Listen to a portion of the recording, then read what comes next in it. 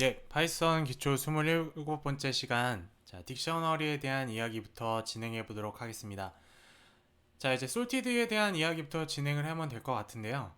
자, 솔티드라고 하는 건 이제 정렬이라고 보시면 될 것 같고, 자, 앞서서 했었던 데이터 타입 중에 자, 리스트나 아니면 스트링에 해당되는 데이터 타입들이 이터러블, 즉 순차적으로 접근 가능한 데이터이기 때문에 정렬이라고 하는 부분이 존재한다라고 말씀드렸죠. 그래서 sorted라고 하는 함수를 가지고 내림 차순에 대한 정렬이나 혹은 오름 차순에 대한 정렬을 진행을 했었어요.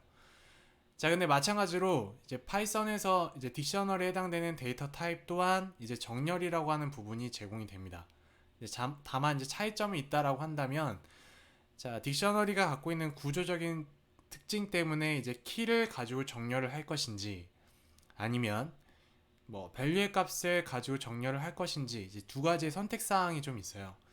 그래서 하나씩 하나씩 좀 보면서 제가 좀 이야기를 한번 진행해 보도록 하겠습니다. 자, 일단은 제가 다음과 같은 이제 슬라이드에 나온 코드를 가지고 설명 좀 진행을 좀 해보도록 할 건데, 자, 코드를 좀 복사해 볼게요. 자,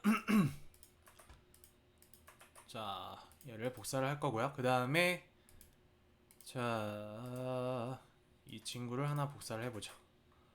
자, 주르륵 복사를 하고, 자, 한번 가져와 볼게요. 자, 그 다음에 불필요한 부분은 잠깐 지우겠습니다. 자, 앞뒤로 지워주고, 자, 그 다음에 한번 그냥 냅다 한번 결과부터 한번 좀 보도록 할게요. 자, 결과를 보고 나서 좀 설명을 좀 해보죠. 자, 실행을 해보면, 자, 앞에 있는 지금 결과는 이제 키값을 가지고, 즉 앞에 있는 키값을 가지고 오름차순으로 정렬을 했다라고 보시면 돼요. 자, 결과물 한번 보면, 자, 대문자 B가 대문자 C보다 ASCII 코드 값으로 비교해 봤을 때 작기 때문에 가장 앞에 있습니다. 자, 제가 기억하는 게 맞다면, 자, B가 66인가요? 그럴 거고, 얘가 67일 거고. 그 다음에 A는 그보다 좀 뒤에 있죠? B는 이제 A보다 더 뒤에 있는 값이고.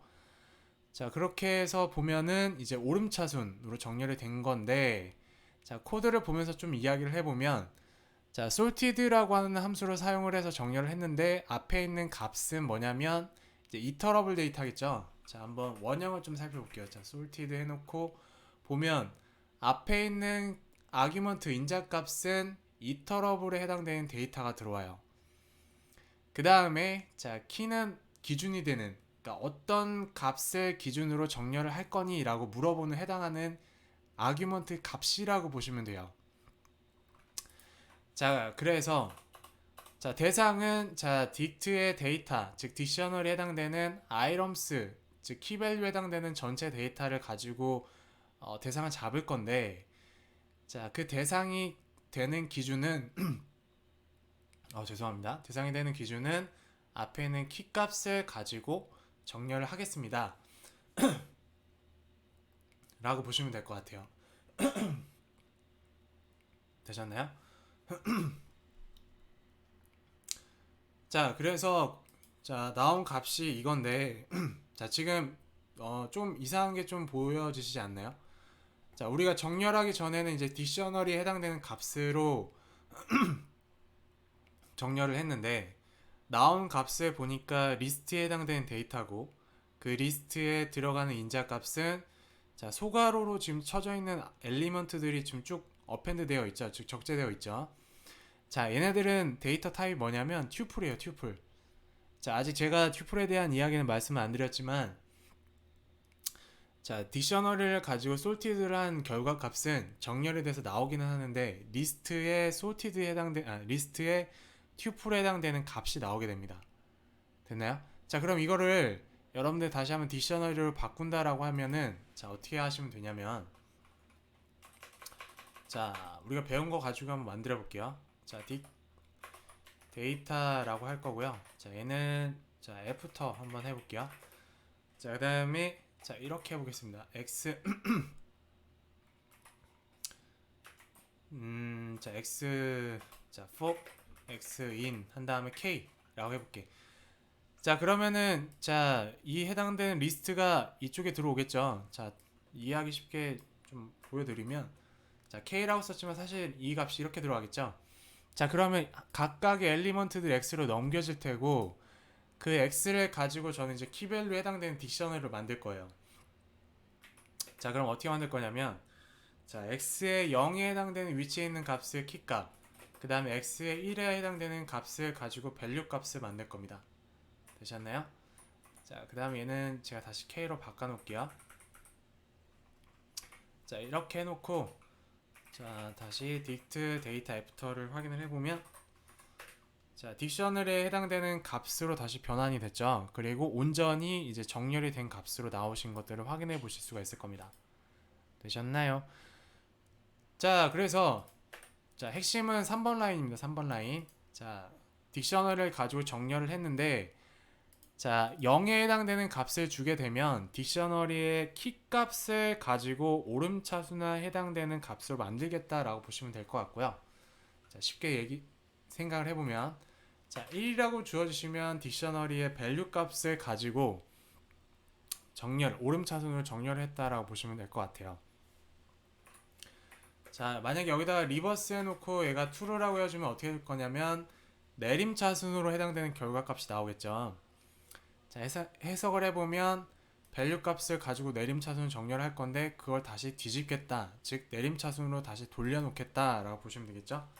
자 한번 확인을 해보면, 자 밸류 값 중에 가장 큰 값을 가지고 앞에 넣고 쭉쭉쭉 점차 작아지는 값으로 넣었죠. 되셨나요? 자 그래서 리버스 값이 true라고 주어주시면 내림차순으로, 그 다음에 얘를 false로 주어주시면 오름차순, 마찬가지로 이 값을 안 넣어주시면 디폴트로는 오름차순으로 정렬하겠다라고 보시면 될 것 같습니다. 자 그런데 그 정렬된 값이 리스트의 튜플에 해당되는 값이기 때문에 이를 다시 딕셔너리를 돌릴 때는 다음과 같은 절차를 밟아야 된다 라는 것을 잘 인지해 주시고 계시면 될 것 같아요. 되셨나요? 자 그렇게 해서 이제 딕셔너리에 해당되는 부분에, 이제 정렬에 해당되는 부분에까지 말씀을 드렸습니다. 자 넘어가 보도록 할게요. 자 그래서 마찬가지로 이제 이건 이제 모듈을 가지고 만든 건데요. 자 뭐냐면, 자 임포트 오퍼레이터라고 하는 모듈이 있어요. 얘를 가지고 x라고 하는 딕셔너리를 선언한 다음에, 자 sorted로 똑같아요. 아까 썼던 것처럼 x의 items를 값으로 주시고, 뒤에는 키 값은 오퍼레이터 item getter 한 다음에 똑같아 0이라고 하는 값을 주어주면, 지금 제가 값은 안 넣었지만 없으면 디폴트로 0이에요. 자 이런 식으로 0의 값을 넣어주시면 이건 이제 키 값으로 정렬하겠다라고 보시면 돼요. 마찬가지로 1이라고 주어지면 이제 밸류 값으로 정렬하겠다라고 하는 거고, 똑같이 얘도 똑같이 리스트의 튜플로 떨어집니다. 그래서 아까 했었던 그 리스트로 변환하는 구조를 다시 한번 써야 돼요. 자 아까 했었던 것처럼 똑같죠 결과는. 근데 오퍼레이터라고 하는 모듈이 존재한다라고 하는 거 정도만 여러분들이 알고 가시면 될 것 같아요. 네. 뭐 딱히 뭐 그 이상 그 이하도 없습니다. 되셨나요?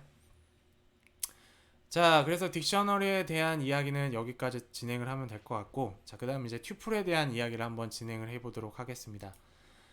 자 튜플은 이제 값의 생성이나 삭제, 그 다음에 수정이 불가능한 데이터 타입입니다. 그 다음에 마찬가지로 시퀀스 데이터고요. 시퀀스 데이터라고 하는 거는 순차적으로 접근할 수 있는 데이터, 즉 인덱스의 형태로 접근할 수 있는 데이터 타입이라고 보시면 될 것 같아요. 되셨나요? 자 그 다음에 제가 뭐 소괄호로 둘러싼다 라고 되어 있지만, 사실은 소괄호로 둘러싸지 않고 자 쉼표로 구분자를 주시면 이 데이터 타입은 튜플에 해당됩니다. 되셨나요? 자 한번 보도록 하죠. 이렇게 버벅대지 컴퓨터가. 자 튜플이라고 할게요. 튜플 뭐 페이지 해볼까? 자 그 다음에 t 데이터라고 한 다음에, 자 이렇게 해볼까? 1, 2, 3, 4, 5 이렇게 해볼게요. 자 이 상태에서 프린트 해놓고, 자 데이터 타입 한 다음에 t 언더바 데이터라고 하겠습니다. 자 그럼 당연히 튜플이라고 나오겠죠. 자 튜플. 자 그래서 제가 여기다가 소괄호로 쳐줘도 마찬가지로 데이터는 튜플이에요. 하지만 핵심은 쉼표로 분리되어 있는 데이터 타입은 튜플이라고 보시면 될 것 같습니다. 되셨나요? 자, 어렵지 않죠? 자, 그래서 그런 것들을 확인해 본 거고, 자, 문법적으로 이제 튜플은 쉼표로 분리된 값들의 나열이라고 보시면 될 것 같아요. 자, 필수적이진 않지만 보통은 이제 소괄호로 튜플을 표현하기도 합니다. 이제 뭐 소괄호를 빼셔도 상관은 없어요. 뭐 그렇다고 하는 거예요. 이 얘기는 필수적이지는 않다라고 하는 거기 때문에. 자, 그 다음에 자, 한 개의 값으로 튜플을 만들려면 끝에 반드시 쉼표를 붙여주셔야 됩니다. 쉼표가 없으면 다음에 데이터 타입은 스트링이겠죠, 스트링. 그래서 반드시 한 개의 값으로 튜플을 만들려면 쉼표로 값을 만들어 주셔야 돼요. 그래야지만 해당하는 값은 튜플입니다. 자, 괄호 안에 있는 값은 튜플이 아니다라고 되어 있는데 사실 이게 아니라 쉼표로 분리되어 있지 않는 값은 튜플이 아니다라고 보시면 될 것 같습니다. 되셨나요? 자, 그 다음에 자, 튜플을 생성할 때는 빈 튜플을 생성할 때는 자, 다음과 같이 튜플이라고 주어주시고 자, 소괄호로 열고 닫기를 해주시면 돼요. 앞서서 했었던 딕셔너리나 리스트 이런 것들도 마찬가지로 뭐 딕셔너리면 딕셔너리 한 다음에 소괄호로 열고 닫아주시면 빈 데이터 타입을 만들 수 있었죠. 그래서 마찬가지로 튜플도 튜플이라고 넣어주시고 빈 값으로 열고 닫기를 해주시면 튜플에 해당되는 데이터 타입을 만들 수가 있습니다. 되셨나요? 자, 그 다음에 뭐 인자가 시퀀스면 이제 결과는 시퀀스의 요소들로 구성된 튜플을 만든다 라는데 이거는 이제 스트링의 값을 가지고 이제 아규먼트 파라미터 값으로 넣어주시면 이제 해당되는 그 값들 자, 캐릭터 하나하나를 잘라서 튜플의 형태로 맞춰준다라고 보시면 될 것 같습니다. 되셨나요? 뭐 그런 얘기고요. 자, 그 다음에 튜플은 이제 값을 변화시킬 수 없다는 장점 제외하면 이제 리스트와 완전히 동일하다라고 써져 있죠. 이제 튜플이 이제 값을 변화시킬 수 없다라고 하는 특징 때문에 사실은 리스트보다 제공되는 함수들이 좀 작아요. 대신에 데이터를 처리하는 속도는 리스트보다 훨씬 더 빠릅니다. 되셨나요? 자, 그래서 한번 확인을 좀 한번 해볼게요. 어딨냐? 자, 이렇게 해놓고 어떻게 볼까? 자, 시퀀스 타입이기 때문에 데이터 접근이 가능하다라고 말씀드렸죠. 자, 시퀀스이기 때문에 자, 이것도 가능하겠죠? 자, for i in 자, t 데이터 자, 이터러블 데이터이기 때문에 자, print i 라고 주어주시면 이제 각각의 값들을 내뱉어 줄 거예요. 1, 2, 3, 4, 5. 자, 그러면 이제 값을 자, 수정할 수 없다라고 아까 되어 있었죠. 자, 그럼 한번 해볼게. 실제로 그런지. 자, 0이라고 넣어주고 자, 여기다가 제가 자, 100이라고 해서 값을 한번 바꿔볼게요.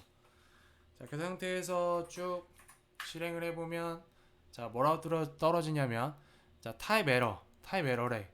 자, 튜플 오브젝트는 does not support, 즉 제공되지 않습니다. 아이러물 어사이먼트, 제할당하는 것들을 제공하지 않습니다라고 하는 타입 에러가 발생을 했죠. 자, 그래서 아까 본 것처럼 이제 튜플이라고 하는 데이터 타입은 데이터 타입, 그러니까 각각의 엘리먼트들을 수정하는 것이 불가능하다. 즉 리스트처럼 인덱스로 접근을 해서 해당하는 값을 다른 값으로 수정하는 게 불가능하다라고 보시면 될 것 같습니다. 되셨나요? 그런 이야기였고요. 자, 그 다음에 마찬가지로 이제 슬라이싱이 존재를 해요. 왜 그러냐면 이제 시퀀스 데이터 타입, 즉 순차적으로 접근 가능한 데이터 타입이기 때문에 앞에서 했었던 리스트처럼 이제 슬라이싱을 혹은 이제 스트링처럼 이제 슬라이싱으로 접근하는 것들이 가능합니다. 자, 한번 볼까요? 자, 제가 한번 이렇게 해볼게요. 자, 3 이렇게 한번 해보죠. 이렇게 하고 프린트를 한번 찍어보겠습니다. 자, 프린트 해놓고 찍어보면 자, 이거는 범주가 어디까지냐면 0, 1, 2겠죠? 자, 그러면 1, 2, 3까지 나올 거예요. 1, 2, 3. 그런지 한번 볼까요? 그쵸? 1, 2, 3이라고 하는 값이 이제 출력되는 것을 확인해 보실 수가 있을 겁니다. 왜? 시퀀스 타입이기 때문에. 다만 이제 리스트처럼 이제 데이터를 수정하는 것만 불가능한 특징이 있다 라고 하는 그런 차이점만 있고요. 계속적으로 제가 강조드립니다.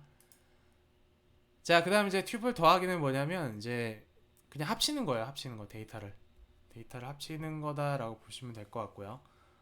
한번 해볼까? 자, 얘는 자 A 데이터라고 하면 이렇게 자 6, 7, 8, 9, 10이라고 한번 해보겠습니다. 10 add 데이터라고 할 거고요. 자 T 데이터라고 하고 자 더하기 한 다음에 A 데이터 해보죠. 자 그러면 딱 느껴지는 게 뭐 데이터를 합치는 거겠죠. 자 1, 2, 3, 4, 5, 6, 7, 8, 90이 나올 거예요.